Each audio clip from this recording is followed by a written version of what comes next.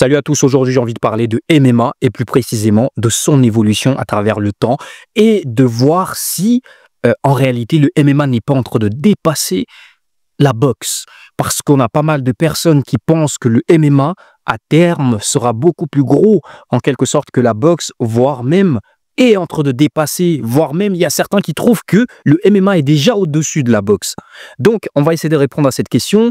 Avant de parler de MMA, j'ai envie de vous présenter ce nouveau pull qui vient à peine de sortir, qui est sorti hier, disponible sur le site internet. Il est incroyable, il est juste incroyable. Vous avez franchement l'intérieur Sherpa, pareil à l'intérieur. C'est vraiment très doux et je peux vous assurer qu'on n'a pas beaucoup de stock pour ce pull, il n'y a que 2 couleurs. Franchement, avec ça, déjà, il est hyper épais, il est lourd. Franchement, si vous avez froid avec ça, c'est pas possible. C'est pas possible d'avoir froid avec ça. Incroyable, disponible, livraison gratuite pour ce pull. Donc, vous pouvez aller checker directement sur le site internet et revenir ou alors faire après. Ceci étant dit, on attaque. Je voulais parler de ce sujet parce que j'ai la chance de suivre les 2 sports depuis un bon moment maintenant, vraiment des années que je suis ces 2 sports. Et en fait, c'est un sujet central parce qu'on va avoir des fans hardcore de boxe qui vont trouver que la boxe reste quand même l'élite des sports de combat et que la boxe ne sera jamais dépassée par le MMA. Et à l'inverse, on a les fans de MMA hardcore qui, eux, trouvent que le MMA, c'est déjà au-dessus de la boxe. Donc, en fait, les 2 visions, en fait, s'entrechoquent, en fait. Et moi, je suis vraiment dans l'entre-deux, même si je suis beaucoup plus boxe anglaise, vu que c'est le sport que je pratique. Mais le MMA, j'ai eu la chance de travailler pendant un an dans un club de MMA. Donc, j'ai appris à connaître le MMA, bien qu'avant ça, je suivais déjà le MMA. Donc, je vais essayer de répondre à cette question, mais c'est intéressant de revenir à l'évolution du MMA parce que le MMA n'a pas toujours été le sport qu'on connaît maintenant. C'est un sport qui a vraiment su retravailler son branding, qui a su se réinventer pour pouvoir essayer en quelque sorte de changer d'image, tout simplement parce que le MMA est passé d'un sport qui est vu comme un sport de barbare, voire même pas comme un sport, comme quelque chose de barbare, à un sport qui est mainstream maintenant, un sport regardé par tous, même ceux qui ne s'y connaissent pas grand-chose. Ils regardent peut-être pas tous les combats, mais il y a certains combats qui sortent du lot. On a des grandes stars du MMA qui sont déjà des stars populaires dans la culture populaire du moins. Donc, en fait, c'est vraiment intéressant de voir, de se concentrer sur l'évolution du MMA et voir jusqu'où ça peut aller. Et en fait, on peut pas parler d'évolution du MMA sans avoir à parler de l'UFC parce que l'UFC, c'est en réalité la locomotive du MMA et c'est l'UFC qui dicte en quelque sorte la direction que va prendre le MMA.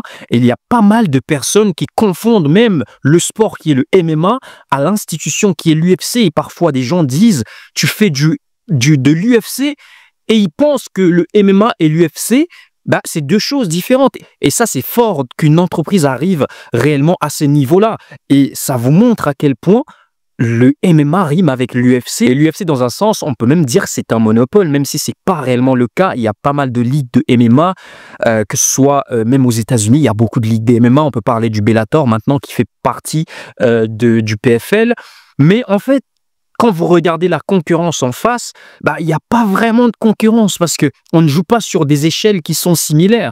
L'UFC, si vous regardez l'événement le moins regardé de l'UFC, je ne suis pas certain que l'événement le plus regardé, le plus gros événement d'un PFL, puisse rivaliser avec le plus petit événement de l'UFC. C'est pour vous dire à quel point ils n'ont réellement pas de concurrence et c'est pour ça qu'ils ont vraiment su se développer autant. Mais en réalité, quand on regarde l'UFC n'a pas toujours été le gros qu'on connaît maintenant. L'UFC, à la base, c'est Dana White qui achète l'entreprise, qui est en train de couler. Dana White a vraiment senti ce truc-là et il a acheté l'entreprise pour en faire vraiment quelque chose d'énorme. Et à l'époque, on n'avait pas que l'UFC qui faisait du MMA, on avait aussi le Pride et le Brave, il me semble, un truc du genre. L'UFC, ce qu'ils ont bien compris, c'est que le storytelling, c'était quelque chose de primordial pour pouvoir changer l'image de quelque chose. Parce qu'en réalité, ce qu'on voyait du MMA, c'était du sang, des gens qui saignent, c'était de la barbarie.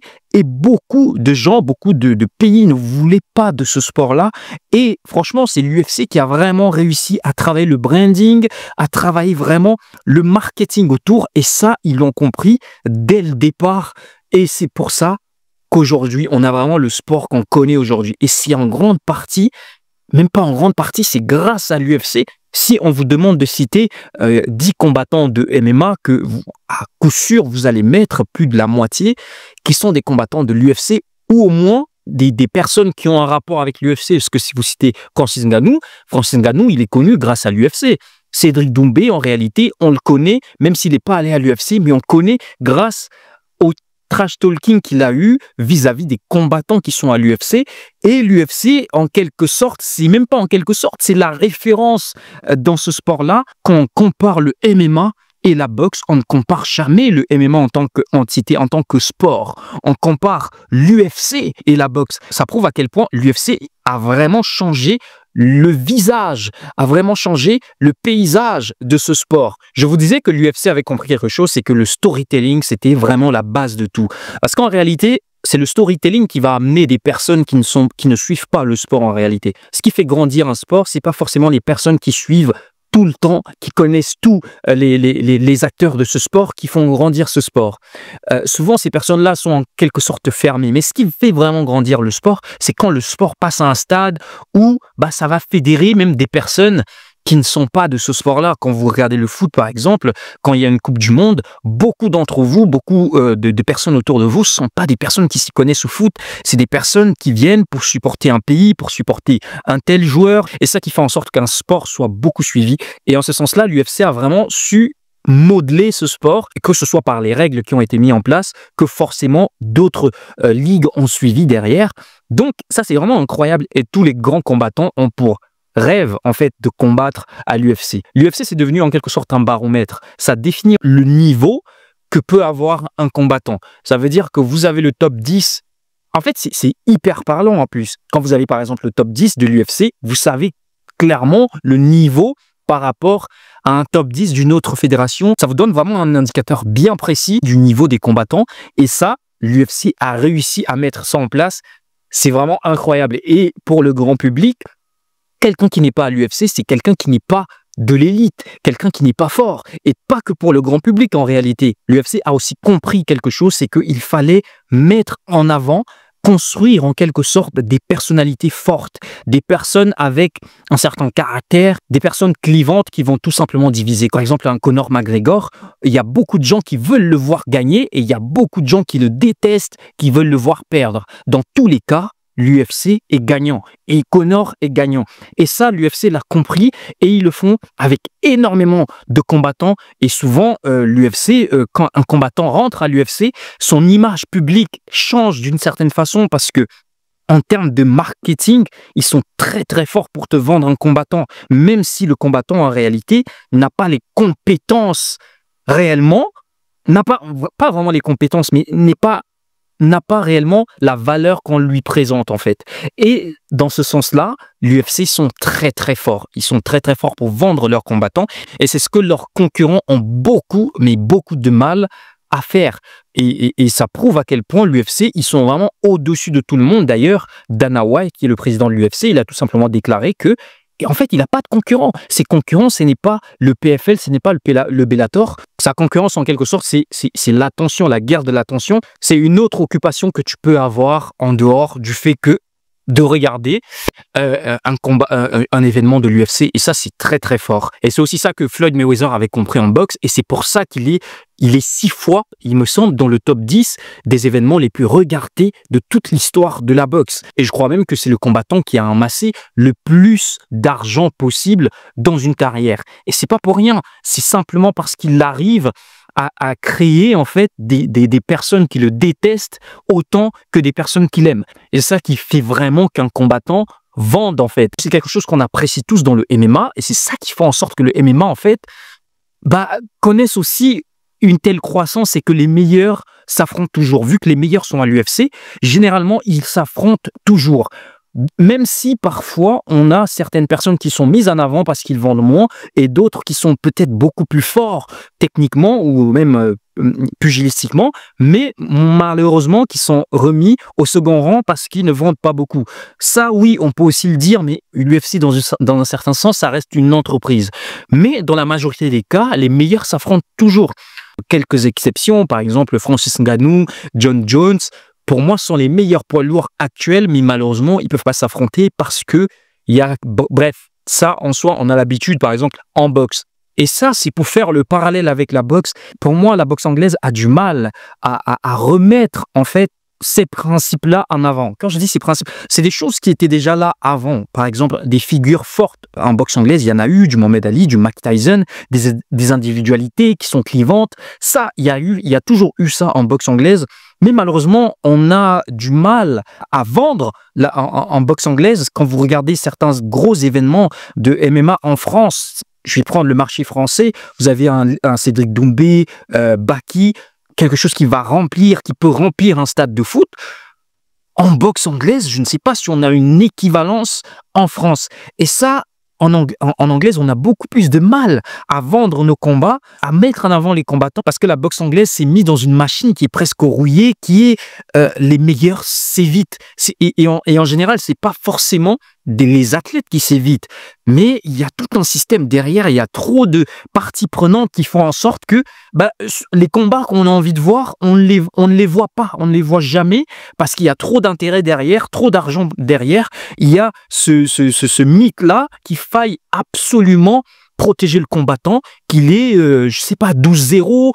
En fait, la défaite est déjà mal vue en boxe anglaise. Et ça qui fait en sorte que les combattants sont surprotégés. Et ça fait beaucoup de mal à la boxe. Et en réalité, pour ces sports-là, pour moi, un vrai combattant, c'est un combattant qui est capable de revenir face à une défaite. Et ces principes-là sont malheureusement en train de disparaître en boxe anglaise.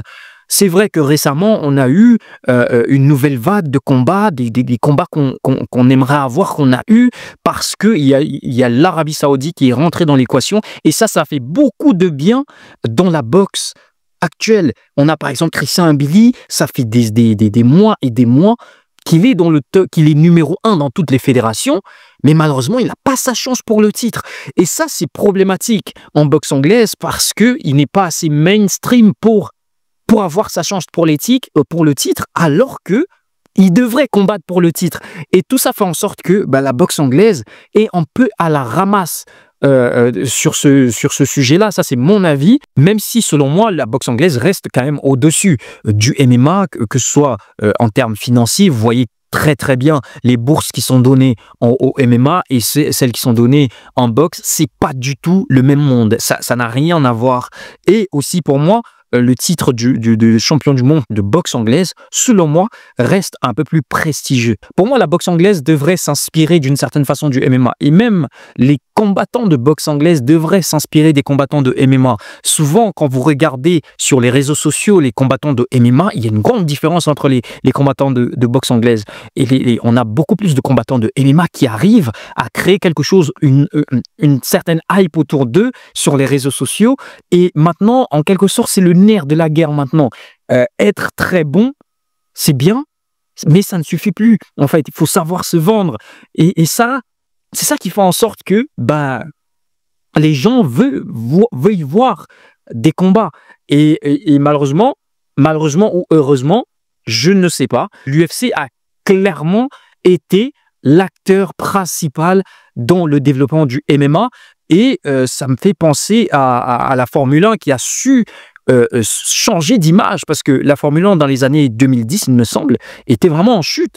Et après avoir signé des contrats avec Netflix pour faire une série, ça a fait découvrir la Formule 1 à beaucoup de monde, à des millions de personnes. Et maintenant, pour trouver une place pour la Formule 1, c'est très très compliqué parce que les places sont prises à l'avance. Enfin, les droits télé ont augmenté et ça fait beaucoup de bien au sport. On connaît tous les acteurs qui sont en jeu et ça c'est du storytelling et C'est ça qui attire en fait, parce que la Formule 1 l'a bien compris et l'UFC l'a bien compris, mais malheureusement la boxe a beaucoup de mal à s'accrocher en fait, parce que malheureusement il y a... Bref, cela étant dit, quel sport aimeriez-vous que j'analyse, je parle? Donc, ceci étant dit, salut à vous, à très bientôt.